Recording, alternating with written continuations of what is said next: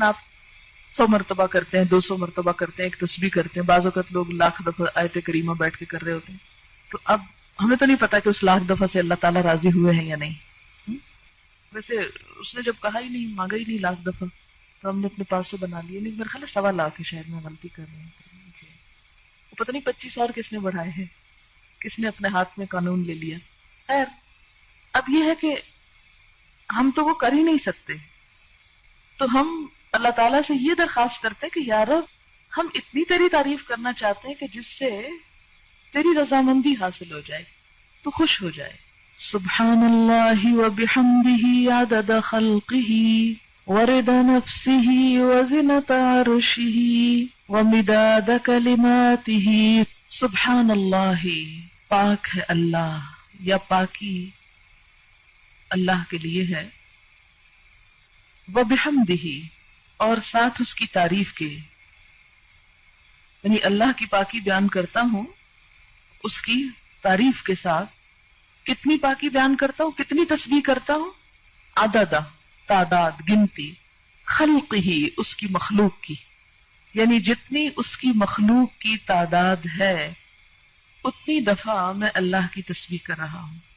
تو اب جب ہم تسبیح کرتے ہیں، جیسے تسبیح پڑھتے ہیں دانوں کے اوپر، تو ہم کہتے ہیں سبحان اللہ سبحان اللہ سبحان اللہ سبحان اللہ، یا انگلیوں کے اوپر پڑھ رہے ہیں آپ، تو ایک وقت میں آپ کتنی دفعہ پڑھ سکتے ہیں؟ مثلا 1 منٹ میں چند دفعہ ہی پڑھیں گے نا. لیکن اگر آپ یہ جملہ بول دیتے ہیں سبحان اللہ وبحمدہ عدد خلقہ، کہ اللہ کی پاکی اس کی تعریف کے ساتھ اتنی مرتبہ جتنی اس کی مخلوق کی تعداد ہے. اور اللہ تعالیٰ کی مخلوق کی تعداد کتنی ہے؟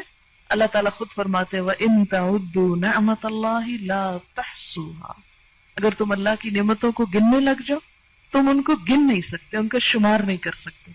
تو ہم تو گن ہی نہیں سکتے. اسی لیے کہتے ہیں نا کہ کما ينبغي لجلال وجهك، جیسی ہونی چاہیے ہم تو کرنے کے قابل ہی نہیں ہیں، ہماری تو زبان اس اہل ہی نہیں ہے. اسی لیے عدد خلقہ ورضا نفسہ، رضا کہتے ہیں رضامندی کو، نفس ہی اس کے نفس، یعنی اللہ کی ذات کی رضا کے مطابق، یعنی اتنی تسبیح، اتنی حمد کہ جس سے وہ راضی ہو جائے. وزنۃ عرشہ، اور اس کے عرش کے وزن کے مطابق. وزنۃ عرشہ، اس کے عرش کا وزن کتنا ہے؟ ہمیں تو کچھ معلوم نہیں کہ اس کا عرش ہے کتنا. امام مالک نے کہا تھا نا کہ اس کے بارے میں سوال بدعت ہے.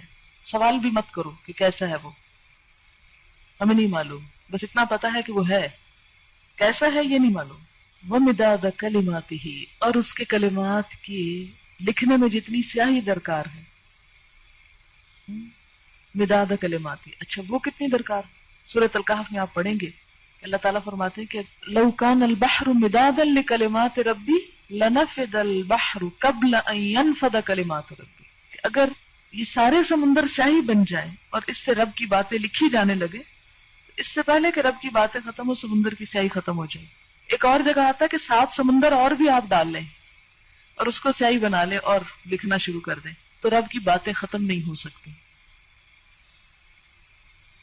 تو پھر اس کے لیے کتنی سیاہی چاہیے ہوگی، ہم تو اس کے بارے میں امیجن بھی نہیں کر سکتے. فرمایا جتنی چاہیے وہ مداد کلمات، کہ اس کے کلمات جتنے ہیں ان کو لکھنے کے لیے جتنا وہ مٹیریل چاہیے اس سب کے برابر. سبحانک اللہم وبحمدک اشہد ان لا الہ الا انت استغفرک واتوب الیک. السلام علیکم ورحمۃ اللہ وبرکاتہ.